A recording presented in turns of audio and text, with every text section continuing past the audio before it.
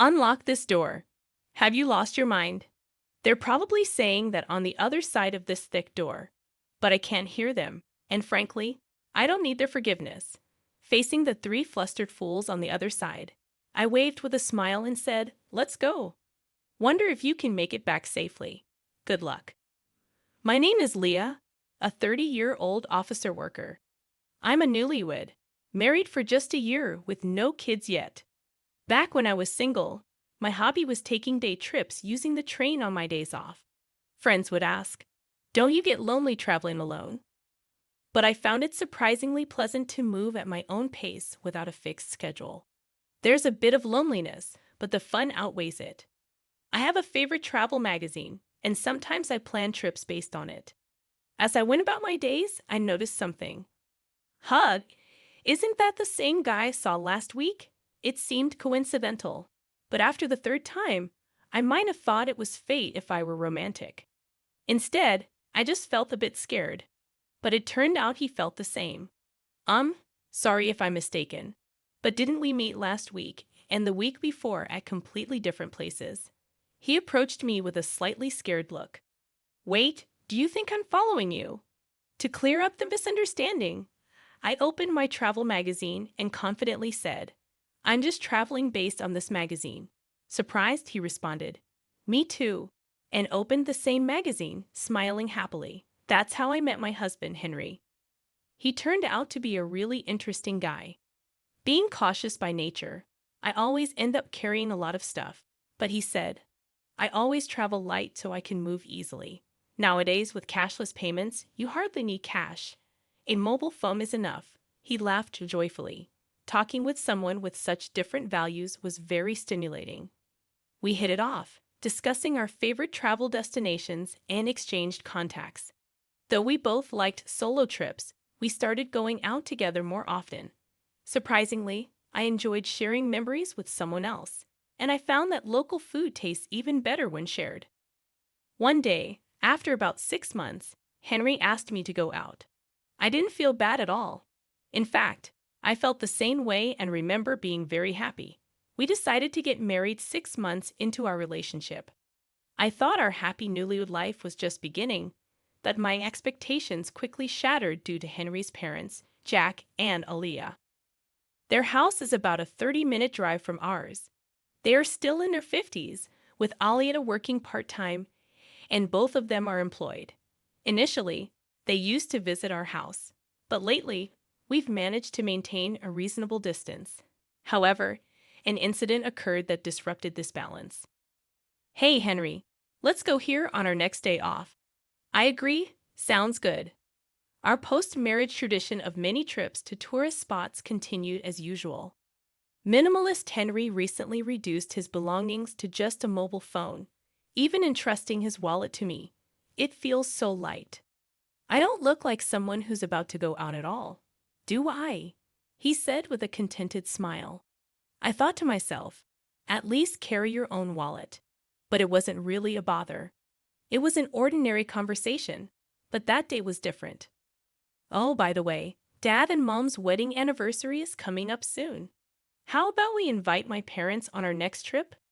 Henry's sudden suggestion made me tense up. Of course, there was a reason for that, but I couldn't just say no.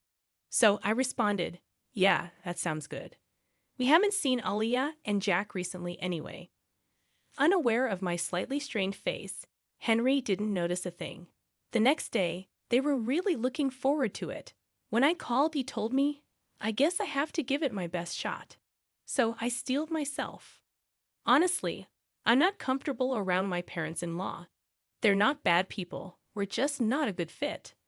I'm more on the reserved side, not fond of noisy places, and this applies to people too. Talking to high-energy people can be mentally exhausting for me. Speaking of my parents-in-law, they are incredibly cheerful. When I first met them, their exuberance overwhelmed me. "Nice to meet you. I'm Henry's mom, and I'm the dad," they announced loudly, like comedians, making me stiffen up involuntarily. That time, the four of us, including Henry and his parents, went out to eat, and they chose the restaurant. I wondered if it's their favorite place, but when we got there, It was an all-you-can-eat buffet. Meeting their son's girlfriend for the first time at such a casual place made me laugh. We're so nervous today. We haven't eaten anything since morning, Alia, who didn't seem nervous at all, said cheerfully to me. That's right, that's right. Plus, we have to get our money's worth. The true reason for skipping breakfast was quickly revealed by Jack. Their loud voices attracted quiet laughter from nearby tables. Embarrassed by then and wanting to go home, looking sideways, thinking Henry must feel the same, I was surprised to find he wasn't there. He had gone to get food. Not to be outdone, the parents-in-law also got up, piling their plates with food. Are they planning to hibernate after eating so much? Can I really become part of this family? I managed only a forced smile at their overwhelming presence. I barely ate that day, nervous as I was, feeling uncertain about the future with Henry. I was touched when they said at parting, "What a wonderful girlfriend Henry has. He may be awkward, but please take care of Henry from now on, Leah." I was simply happy to hear that. I loved him too, and I thought the parents-in-law weren't bad at heart. So, when he proposed a few months later, I faced no hesitation, but it turns out I'm not adept at judging people. At our wedding, the bridegroom's parents, my parents-in-law, completely disregarded the ceremony and focused solely on eating, leaving my own parents utterly disillusioned. Henry has a brother, Jonathan, who seemed to be the only sensible one. I'm sorry my parents showed such an embarrassing side. It's really shameful. Jonathan came to greet us politely. As I heard from my parents, Jonathan, who lives alone, seems to have a strained relationship with his parents. It appears the feeling is mutual, as they once complained. That boy is always so noisy with his complaints. Just the other day, he bragged about buying several eggs when it was limited to one per person, and I scolded him for it. Seemingly annoyed, he replied, "Don't you feel guilty about benefiting yourself at the expense of others?" Hearing this story, I thought to myself, isn't that a fair point? What's wrong with that, Aliyah? I honestly felt that way when the parents-in-law came to visit our new home. They arrived empty-handed, which wasn't a problem. But then they started rummaging through our shelves, exclaiming, "Isn't this the snack they're advertising on TV? I've been wanting to try it. Oh, and this one too." They foraged through my hidden snacks like they were on a treasure hunt. Even though I bought those snacks, Henry, without any malice, said, "If you want them, take them home. That's fine, right, Leah?" I wanted to smack him right then and there. All I could do was respond with a forced smile. I had a suspicion, but it was clear now. The parents-in-law were moochers. "I want this. I want that. Give me, give me." In the early days of our marriage, they came over every week, sensing an opportunity, and I was almost driven to neurosis. Hey, don't you think there's something off about Aliyah and Jack? They're kind of annoying. My anger exploded, and I ended up fighting with Henry. Despite how angry I was, Henry looked puzzled and said, "No, not really. Is it that strange? They've been like that since I was a kid. Don't worry about it," he said, patting my shoulder lightly, which made me furious. "Are you kidding me? If this keeps up, I'll divorce you. Just do whatever you want." My raised voice seemed to alarm Henry, and he quickly put an end to the parents-in-law's invasions. I don't know what Henry said to them, but since then, we've been living peacefully. However, the thought of traveling with the parents-in-law naturally made me anxious on the day of the trip. I was taken aback to see them waiting. "It's been a while, Lee. I heard you've been busy with work. Must be tough." Alia spoke to me, but I was far from calm. The reason lay in the appearance of the parents-in-law. Alia and Jack, where's your luggage?" Looking closely, Alia and Jack had brought nothing with them, even for a day trip. Isn't it normal to bring at least a bag? We wanted to be ready to move quickly, and I have a sore shoulder. Their response echoed something I'd heard before, and it was baffling. The rest of the trip went as badly as I feared. It was soon revealed that the parents-in-law had forgotten their wallets. Feigning ignorance, they said, "That's strange, isn't it?" Watching them play dumb, I thought, maybe it's better to just call off this trip or even cancel it. Yeah, Unfortunately, my feelings weren't understood, Henry, looking exasperated, said again. My folks have always been like this. I'll cover for them, but make sure they pay me back. It seemed the trip would continue as the parents-in-law laughed and apologized. All I felt was disgust. Even after we arrived at our destination, the parents-in-law's rudeness didn't stop. They complained to the store staff. Isn't there any free tasting? Wow, stingy, huh? When I, feeling thirsty, bought a drink and hadn't even taken a sip yet, Alia said, "Can I have a sip of that? I'm thirsty too. I can't believe I forgot my wallet, huh?" While I forced a smile, an exasperated Henry intervened. "Stop it. It's embarrassing. Look, I'll buy you one." Overhearing this, Jack muttered under his breath, referring to me. What a stingy woman, lacking compassion. I didn't miss his comment. I could say the same to you. I should have left at that point, but I was a bit stubborn. A similar incident happened twice more afterward. Apparently, the first trip was so enjoyable that Alia contacted Henry for another. When I saw them on the station platform, I couldn't help but feel chills. The second time they brought their wallets, but when the moment came, oh no, this is the wallet I used before. I rushed out in such a hurry. Their obvious lie was something only Henry would believe. And on the third trip, they forgot their wallets again. By then, it was clear it was a deliberate act. Alia, excuse me, but did you deliberately forget your wallet? You never intended to pay, did you? I hit the nail on the head, and her face turned red. Hey, what a rude woman you are. Apologize to Alia. Jack glared at me, demanding an apology. No way. I've thought this for a long time. Both of you are just too greedy. Caught in the argument with the parents-in-law, Henry seemed at a loss. Tourists around us watched curiously, noticing their gaze. Henry seemed to feel ashamed and finally said, "Stop it, please," breaking down crying. I felt truly disillusioned, but the parents-in-law reacted differently. Rushing to a crying Henry, Alia said, "I'm sorry, Henry. It was my fault."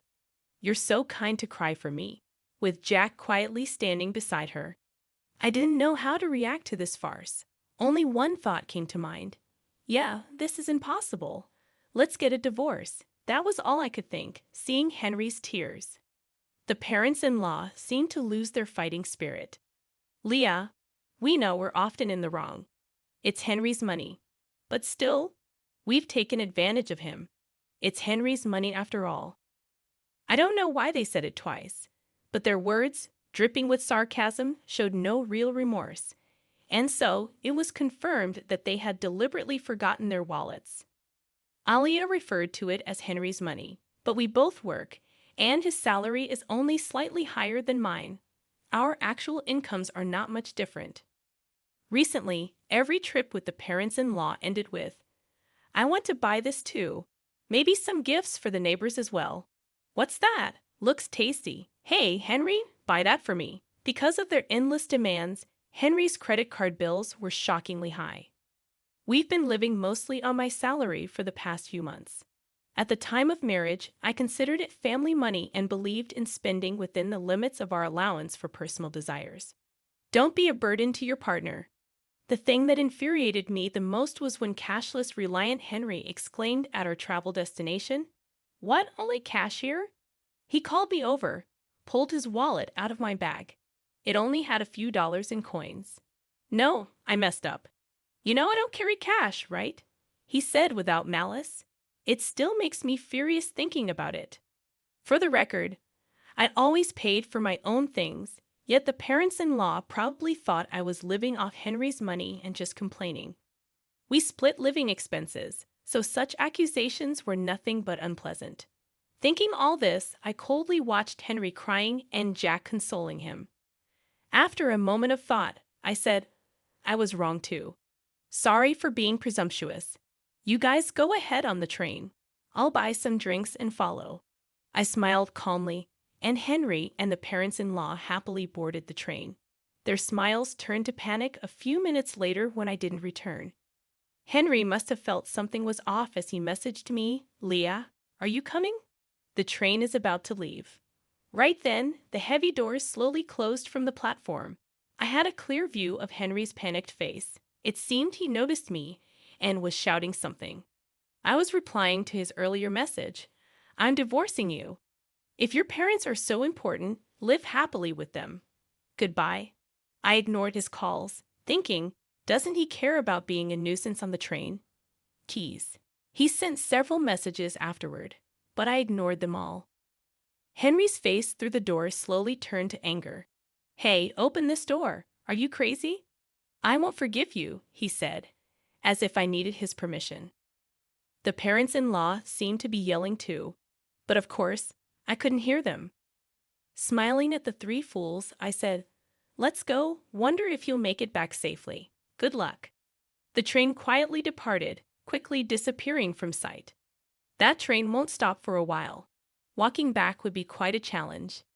After watching the train leave, I hurried home to pack my bags and left. I stayed with a friend I'd been discussing divorce with. Henry's barrage of messages continued until they suddenly stopped. His phone must have died. He often forgot to charge it before bed, and it was only at 20% this morning. Portable battery chargers are essential. That was Henry's mantra. But his crucial portable battery charger was in my bag, along with his wallet. I left all the belongings he entrusted to me at home. He must be panicking by now, but that's not my concern. While planning my next steps with my friend, my mobile phone rang. The caller was unexpected. Jonathan, Henry's brother. Leah, I'm sorry. Did something happen? According to Jonathan, Henry's phone had run out of battery, and in his panic, he dropped it, shattering the screen. Unable to reach me, the desperate parents-in-law could only think of one person to call.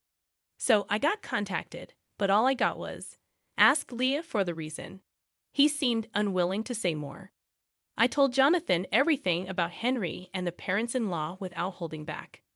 As I spoke, I could hear Jonathan's voice getting sharper over the phone from the other end.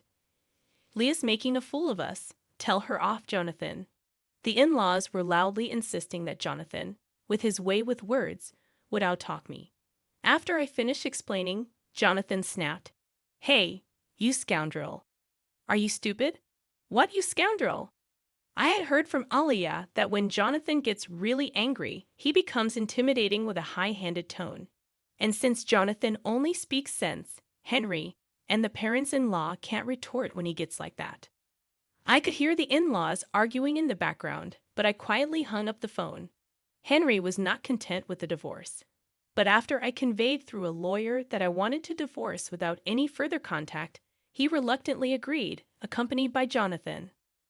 Later, Jonathan told me that the parents-in-law had always been terrible moochers, disliked by neighbors and even school associates. When Henry returned to the ex-in-law's house, he quickly became the talk of the neighborhood, and now all three hardly ever go out. Henry's colleagues, not knowing what to say about the quick divorce, were treating him like a delicate subject. I'm glad to cut ties with them after this incident, Jonathan told me with a laugh. The parents-in-law were known at the local supermarket for their outrageous behavior. This is expiring soon, so give me a discount. It's a little damaged, so I'll take it for free. Jonathan expressed his long-standing embarrassment and disdain for his parents' behavior. Recently, Henry has been seen joining them, reflecting their blood connection. It turned out the parents-in-law were both gambling addicts, often skimping on food expenses, which explained their constant hunger and lack of money. When asked about the reason for my divorce, I can only say it was a difference in values. If anyone can tolerate such behavior, they must be incredibly broad-minded. It was just too much for me. I've continued working and even started a side job as a web writer after my travel blog caught a publisher's attention. I still travel, combining it with writing assignments. Solo travel seems to suit me best. Last month, I earned a decent income from writing, so I'm planning to take a vacation to a resort somewhere far for relaxation. I'm still only 30 years old, life is just beginning.